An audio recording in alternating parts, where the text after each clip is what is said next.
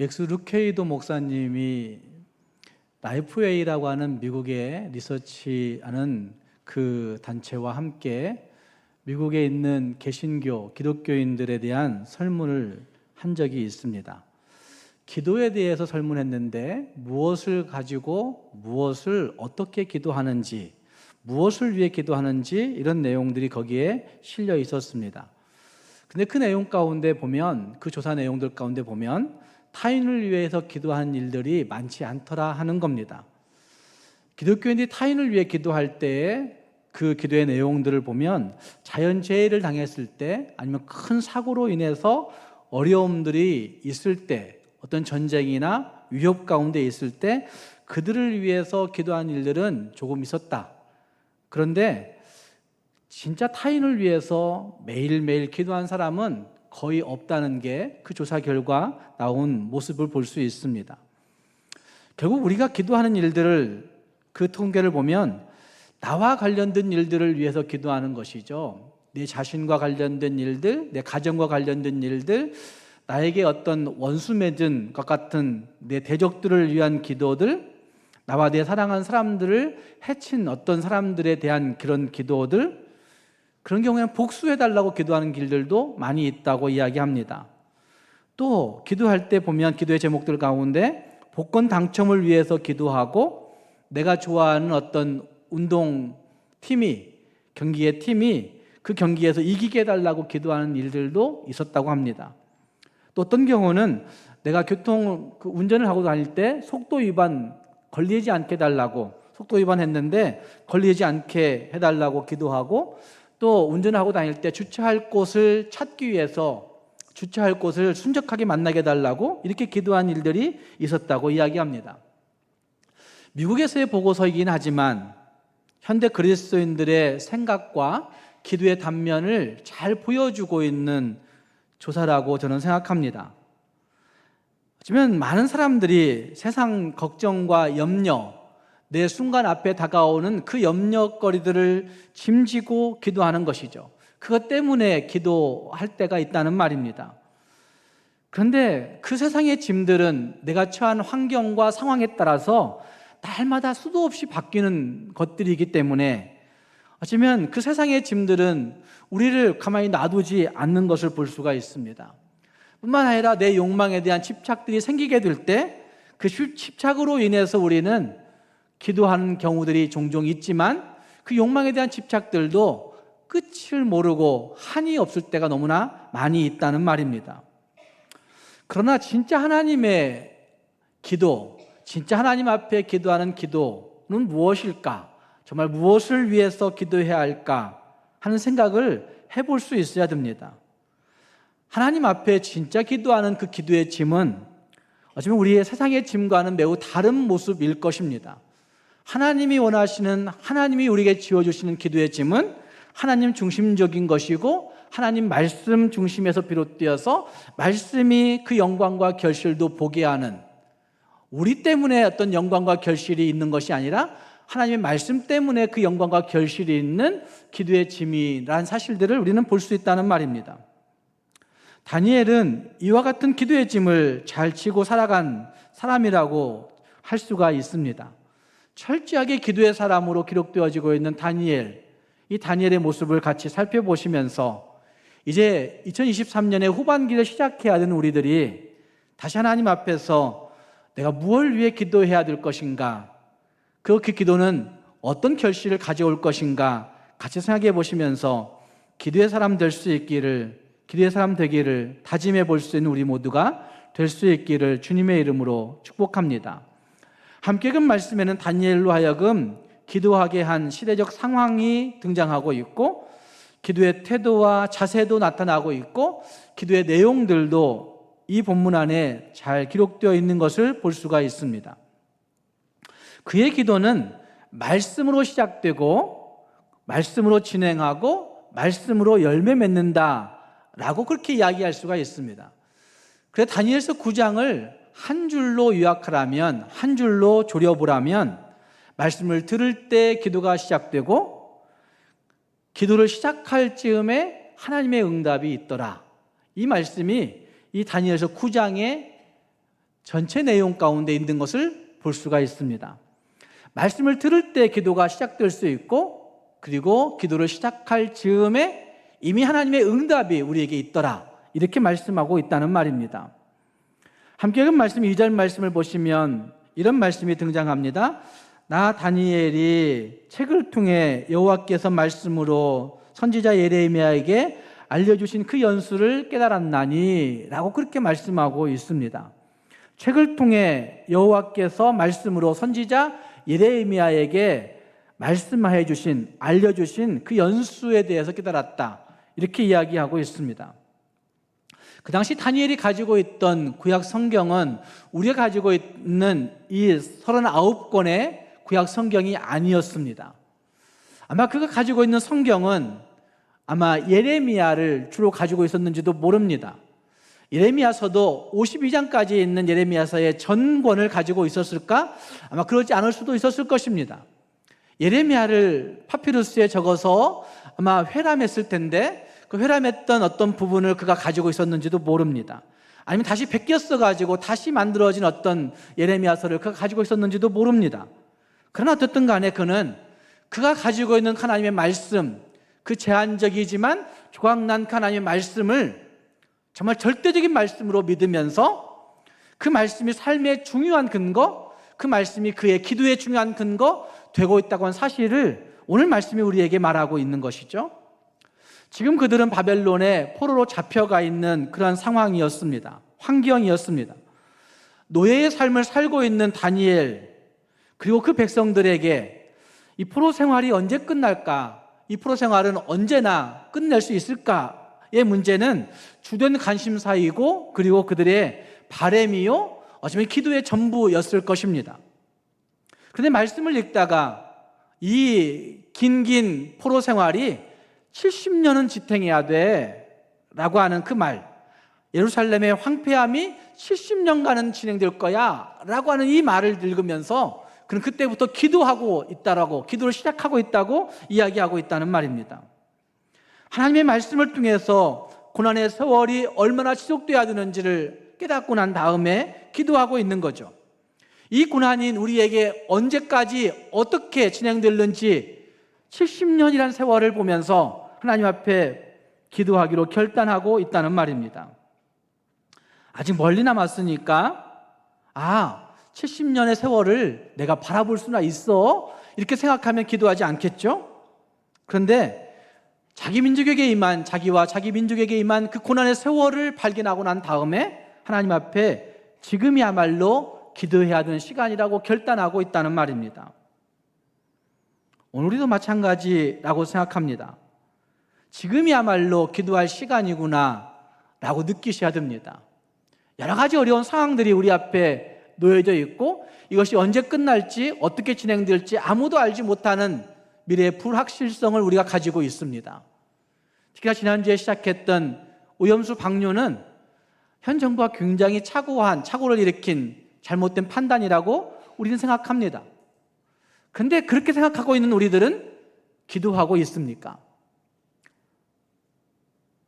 저는 이런 생각을 해봤습니다.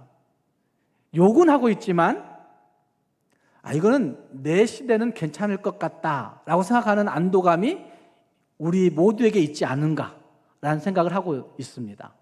그렇게 기도하지 않습니다. 다음 세대에 해야 될 이야기 아닌가라고 판단하는 거죠. 10년 후 혹은 20년 후 혹은 30년 후 우리 젊은 세대가 져야 될 문제라고 생각하는, 그러니 기도하지 않는 겁니다.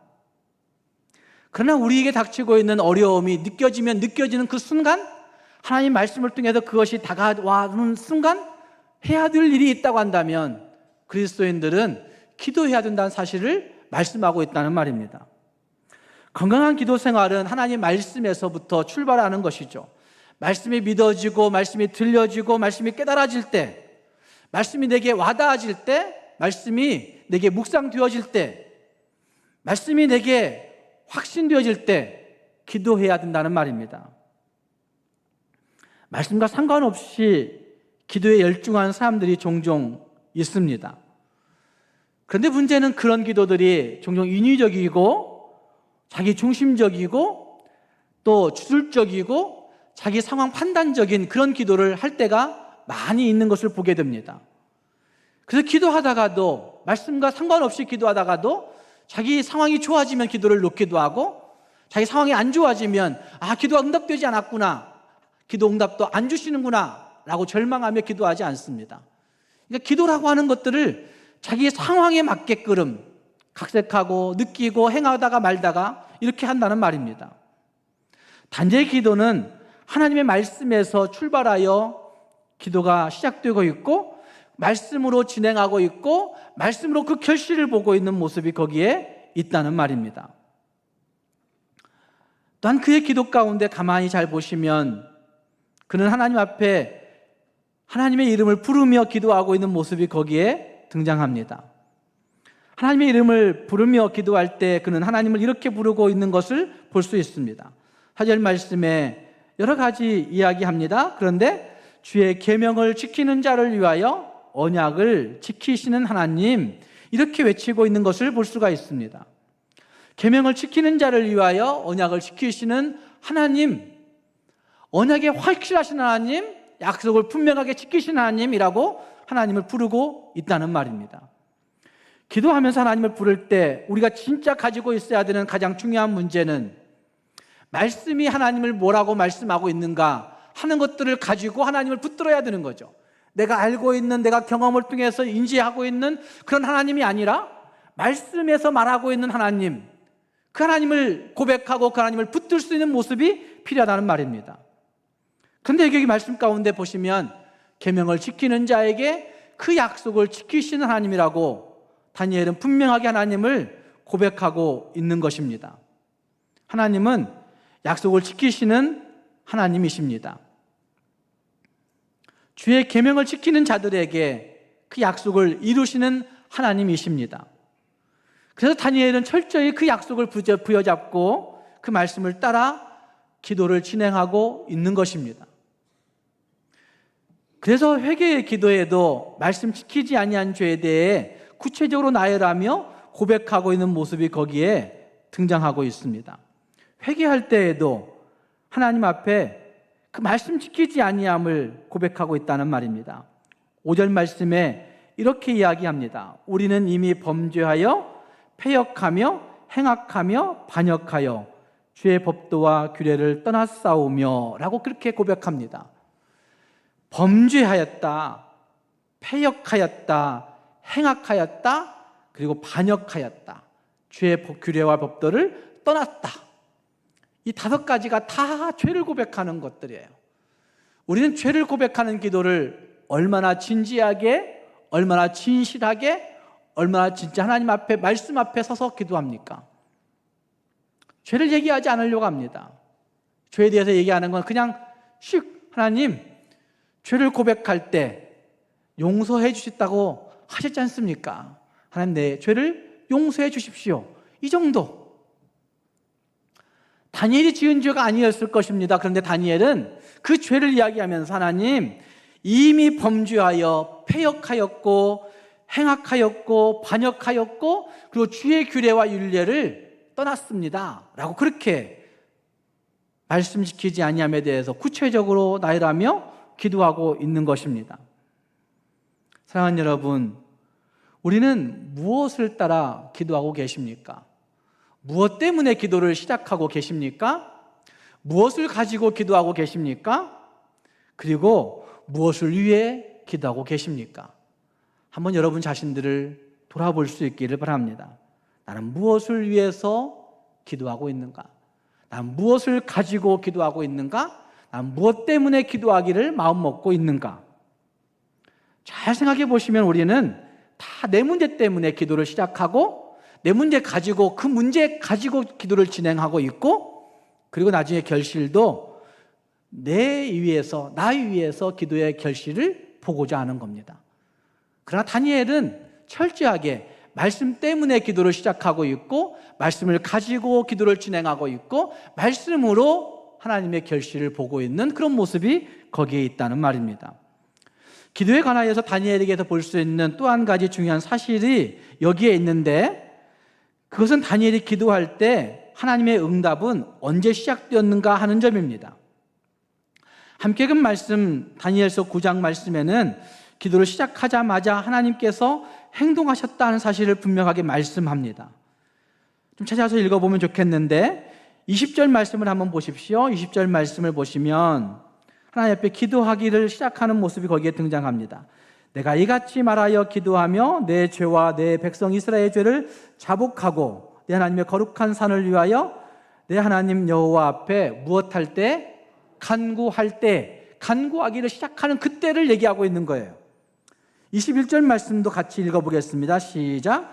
곧 내가 기도할 때에 이전에 환상 중에 본 그 사람 가브리엘이 빨리 날아서 저녁 제사를 드릴 때 즈음에 내게 이르더니, 내가 기도할 때에 하나님의 천사가 그에게 다가오는 거예요.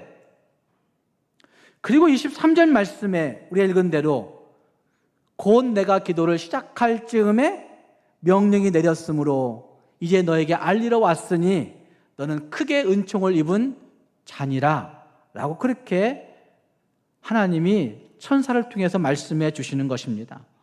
언제 그렇게 말씀해 주셨어요? 너희가 기도를 시작할 즈음에. 우리가 기도를 시작할 즈음에 하나님은 이미 응답하신다, 이미 오셔서 말씀하신다, 이렇게 말씀을 주고 있는 것을 볼 수가 있습니다. 이런 일련의 과정들을 보면 다니엘이 기도를 시작할 때에, 시작할 즈음에 하나님은 이미 응답을 가지고 행동하셨음을 보여주고 있는 말씀이 여기에 등장하고 있는 것입니다. 우리가 잘 알고 암송하는 로마서 8장 26절 말씀에 이런 말씀이 등장하지 않습니까? 이와 같이 성령도 우리 연약함을 도우시나니 우리가 마땅히 기도할 바를 알지 못하나 오직 성령이 말할 수 없는 탄식으로 누구를 위하여? 우리를 위하여 친히 무엇하시느니라? 간구하시느니라. 이렇게 말씀하시는 말씀이 거기에 등장합니다. 성령도 우리의 연약함을 도우신다 말씀하실 뿐만 아니라 우리가 기도할 바를 알지 못할 때가 있어요. 당황해서 모르고, 어쩌면 상황이 너무 복잡해서 모르고, 아니 어떤 일들에 대해서 전혀 기도해야 될지를 모르고, 아무리 기도하려고 해도 기도할 바가 알지 못한 일들이 흔히 일어나는 일들이란 말씀이죠. 그런데 마땅히 기도할 바를 알지 못하지만 하나님 앞에 기도의 무릎을 꿇고 기도로 나아가면 누가 우리의 기도를 도우세요? 성령이 말할 수 없는 탄식으로 우리보다 더 깊은 탄식과 애통을 가지고 그 성령님이 누구를 위하여? 나를 위하여 기도하신다고 말씀하고 있다는 말입니다.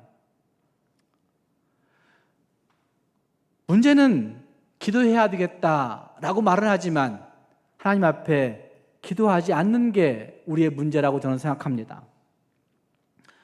하나님이 너무나 멀리 계시다라고 느끼는 분들도 많이 있습니다. 하나님은 나 같은 자의 기도를 들어주실까? 이렇게 생각하시는 분들도 있습니다. 하나님의 보좌는 저 멀리 있어서 내가 기도해도 하나님 못 들으실 거야, 이렇게 생각하시는 분들도 있습니다. 그러나 성경은 우리에게 분명히 말씀하시기를 일단 기도를 시작하면, 기도를 시작할 즈음에 성령이 천사를 보내셔서 하나님이 우리에게 말씀하시고 응답하신다고 말씀하시는 것을 볼 수 있다는 말입니다. 지난 주간 기독신문, 우리 교단 기독신문에 우리 풋살대회 우리 아이들의 사진이 중앙, 일면 맨 중앙에 실렸어요. 그리고 또 3면인가 4면인가 가면 또 거기에 막 우리 아이들이 실렸어요. 풋살대회 갔을 때 그 팀이 두 팀이었는데 그 두 팀 가운데 4명의 아이들은 5, 6학년 팀에 2명, 1, 2학년 팀에 2명은 우리 교회 전혀 나오지 않은 친구들이에요. 한 번도 우리 교회 나오지 않은 애들이에요. 풋살데이 때문에 친구 따라서 풋살 좋으니까 온 친구들이에요. 근데 15일 날, 14일 하루 경기하고 15일 날 오전에 1, 2학년의 2학년 아이가 저한테 그 펜스에서 비스듬히 누워가지고, 목사님, 하나님이 어디 계신 거예요? 이렇게 물어보는 거예요. 교회 한 번도 나오지 않은 친구가. 그래서 제가 그런 얘기 했어요. 너 어제 개회식 할 때 총회장 목사님 설교하면서 영접기도 한 적이 있었어. 그랬더니 있었다고 그래요. 그때 너 하나님 믿는다고 고백하지 않았니? 그랬어요. 하나님 믿는다고 고백했어요. 영접 기도를 다 시켰거든요. 하나님을 믿고 믿음으로 고백하는 순간 하나님은 네 안에 계셔. 그렇게 얘기했어요. 네 안에 계셔. 그랬더니 뚫레뚫레 생각해요. 그러니 너 교회 나와야 돼. 그랬더니 나갈게 이렇게 얘기했어요. 나왔는지는 아직 확인 못 해봤습니다. 어쩌면 그 아이가 생각하는 그 모습, 하나님은 어디 계실까? 어른 되어진 우리도 모두도 궁금한 사항 아닙니까? 근데 하나님 어디 계실까라고만 느끼지 말고 성경이 우리에게 뭐라고 말씀하는지를 듣는다면 하나님은 우리 안에 계시는구나. 내가 믿음으로 고백하는 순간에 예수님을 통해서 우리 안에 임마누엘로 거하여 계시는구나 라고 하는 사실을 우리는 확신해야 되는 것이죠. 어쩌면 하나님께서 내가 그 하나님을 믿고 신뢰하면서 기도하는 순간에 하나님은 내 가장 가까운 곳에 오셔서 나보다 더 할 수 없는 탄식을 가지고 나보다 더한 탄식을 가지고 기도하고 계시는 분이시구나 라는 사실을 볼 수 있어야 된다는 말입니다. 사랑하는 성도 여러분, 무엇을 위해서 무엇으로 기도하고 계십니까? 무엇을 가지고 기도하고 계시고 무엇을 따라 기도하고 계십니까?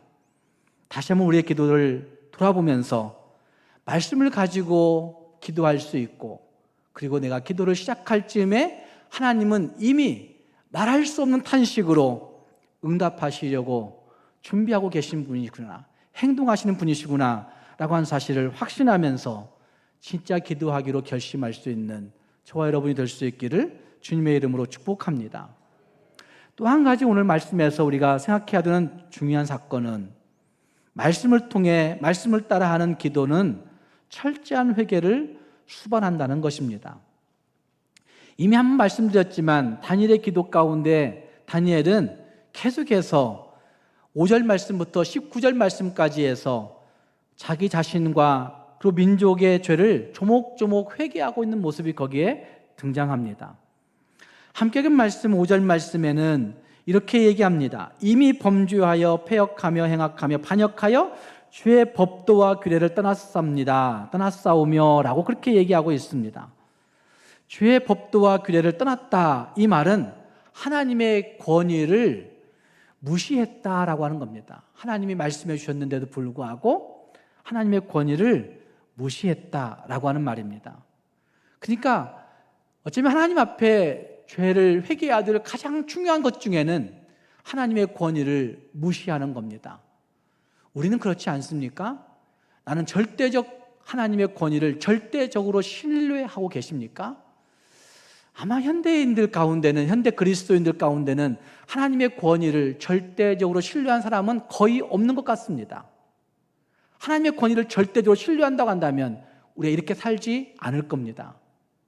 그런데 하나님의 권위를 절대적으로 신뢰하지 않음이 여기에는 죄라고 얘기하고 있는 겁니다. 또 가장 많이 등장하고 있는 구절 가운데 말씀을 듣지 아니하였음에 대해서 회개하고 있는 모습이 거기 등장합니다. 6절 말씀에 말씀한 것을 듣지 아니하였나이다 라고 하는 말씀이 등장하고 있고, 10절 말씀에도 우리 하나님 여호와의 목소리를 어떻게 해요? 듣지 아니하며 라고 말씀하고 있고, 11절 말씀에서도 주의 목소리를 듣지 아니하였으므로 라고 말씀하고 있고, 14절 말씀에서도 거기 말씀해 보면 우리가 그분의 목소리를 듣지 아니하였음이니이다 라고 말씀하고 있는 것입니다. 죄를 회개할 때 다니엘이 지은 죄가 없어서 이렇게 회개하고 있을까라고 생각하시는 분들이 있을 거예요. 그러나 아마 수 없는 자기의 삶과 자기의 생각과 자기의 말들과 행동들을 다 뒤돌아보면서 하나님, 내가 하나님 말씀 듣지 아니하였던 것이 여기에 있었군요. 하나님 말씀 듣지 아니한 것이 이 생각에 있었군요. 하나님 말씀 듣지 아니한 것이 내 행동에 있었군요. 이러면서 기도하고 있는 모습이라고 저는 생각합니다. 말씀 듣지 아니하면 문제가 가장 큰 죄의 고백으로 다가오고 있습니다.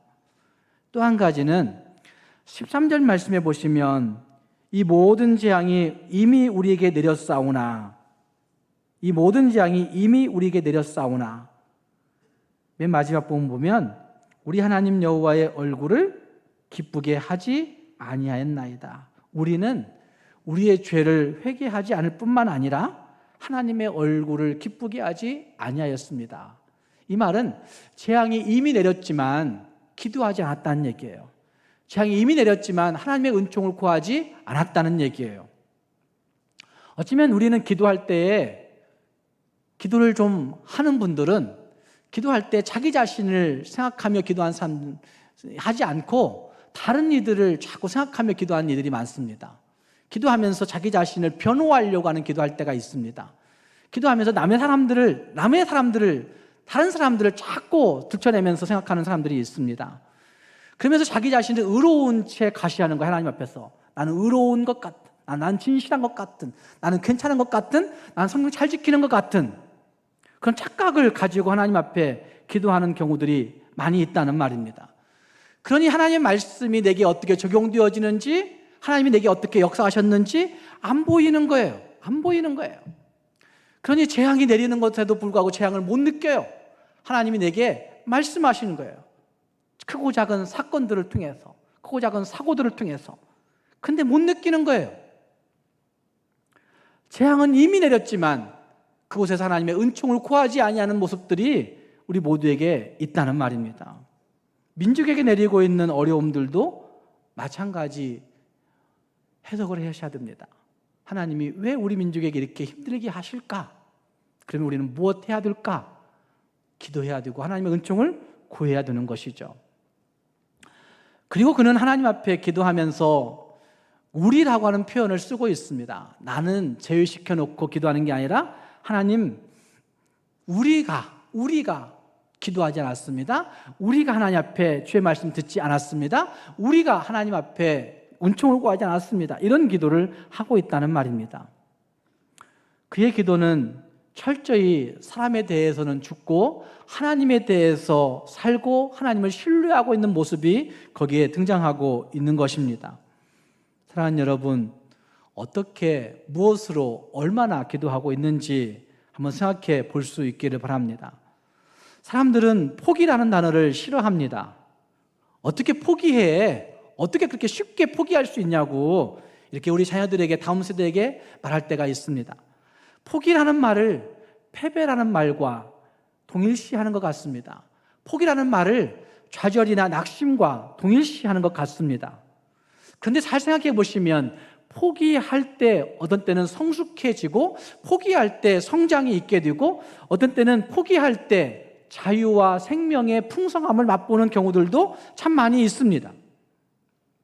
이것이 심리학적으로 얘기할 때 많이 그런 얘기를 합니다. 포기하지 않는 삶의 태도를 심리학에서는 집착이라고 이야기합니다. 집착.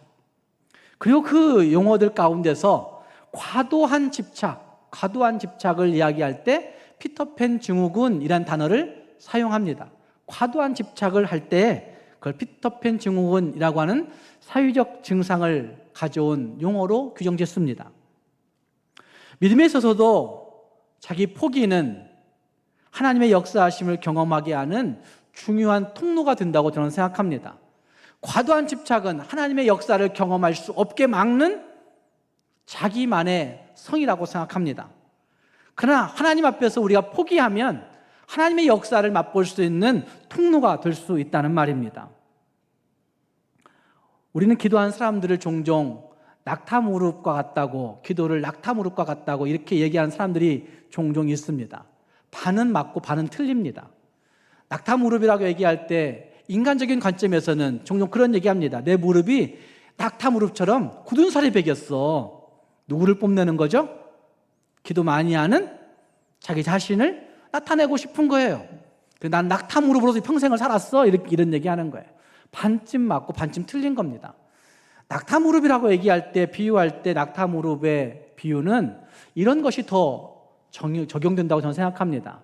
낙타가 사막을 걸어가다가 사막에 가끔 다가오는 모래 폭풍이 일게 되면 낙타는 그 모래 폭풍을 만나서 직진하지 않는답니다.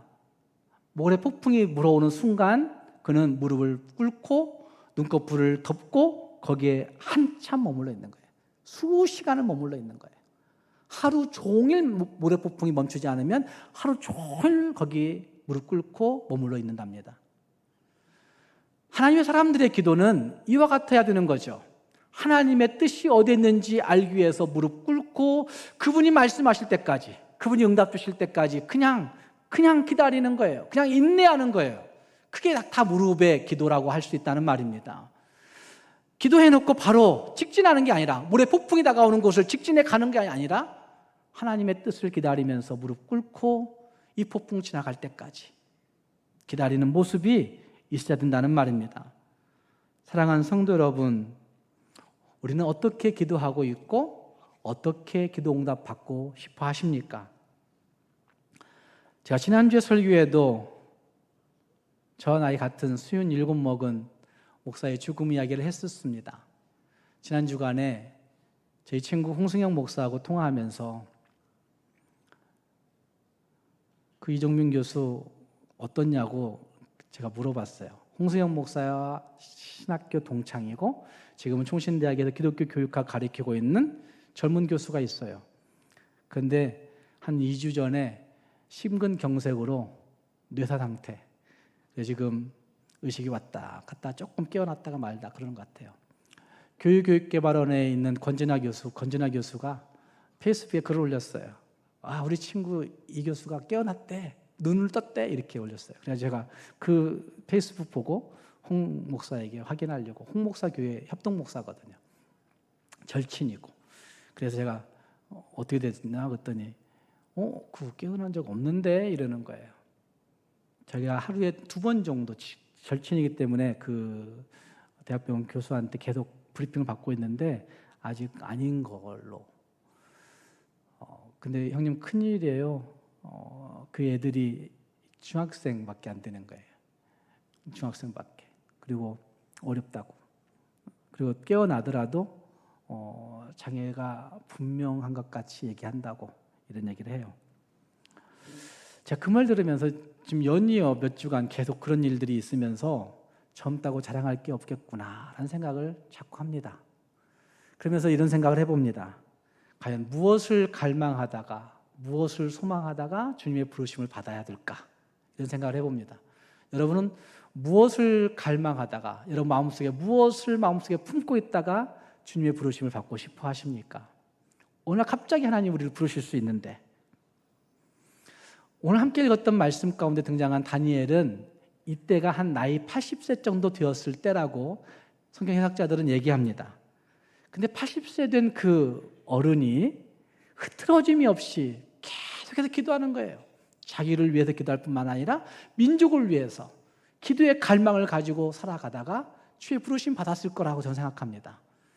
사랑하는 여러분, 다니엘의 이 흐트러짐이 없는 기도의 모습, 말씀을 가지고 기도하고, 말씀을 통해서 기도하고, 말씀으로 기도의 결실을 보는 이 기도의 모습, 우리가 끝까지 잘 간직하고 있어서 주님이 우리 부르실 때 우리는 기도의 갈망을 가지고 주님 앞에 갈 수 있는 우리 모두가 될 수 있기를 주님의 이름으로 축복합니다. 기도하겠습니다.